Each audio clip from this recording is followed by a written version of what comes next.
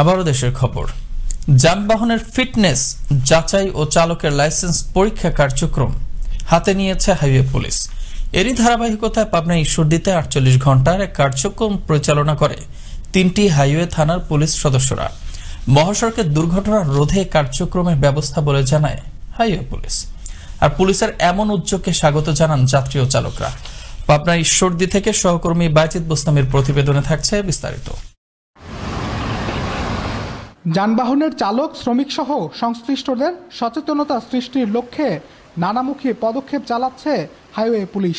সড়কে শৃঙ্খলা ফেরাতে হাইওয়ে পুলিশের পক্ষ থেকে নেওয়া হয়েছে 48 ঘন্টার এক বিশেষ সতর্কতা ও সচেতনতামূলক কার্যক্রম।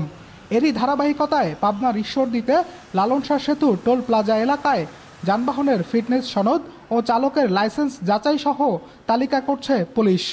সেখানে 48 ঘন্টার এই বিশেষ কার্যক্রমে দায়িত্ব পালন করছে বনপাড়া, পবা ও পাকশি হাইওয়ে থানার পুলিশ সদস্যরা। হাইওয়ে পুলিশের এমন উদ্যোগকে স্বাগত জানিয়েছেন যানবাহনের চালক ও যাত্রীরা। হাইওয়ের কার্যকলাপগুলো ভালো লাগছে। কাগজপত্র, ড্রাইভিং লাইসেন্স, ফিটনেস এসবগুলো শিখে আছে। লাইসেন্স নাই বা প্রশিক্ষণ নাই, তারা তো সড়কের জন্য মৃত্যুফাত। এটা মালিকদের সচেতন হওয়া উচিত আমি মনে করি। ভালো মনে করেছি।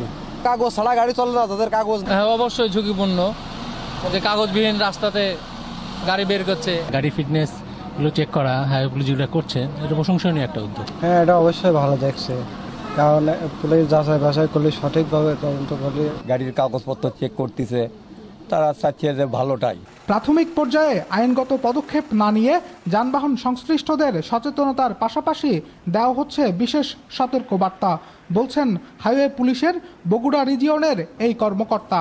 মূলত আমাদের লক্ষ্য হলো রাস্তায় শৃঙ্খলা প্রতিষ্ঠিত করা, নিষ্ঠার সাথে আইন মেনে চলার জন্য এই কার্যক্রম আমাদের মাননীয় আইজিপি স্যারের নেতৃত্বে এবং তার দিক নির্দেশনায় কার্যক্রম পরিচালনা করেছে।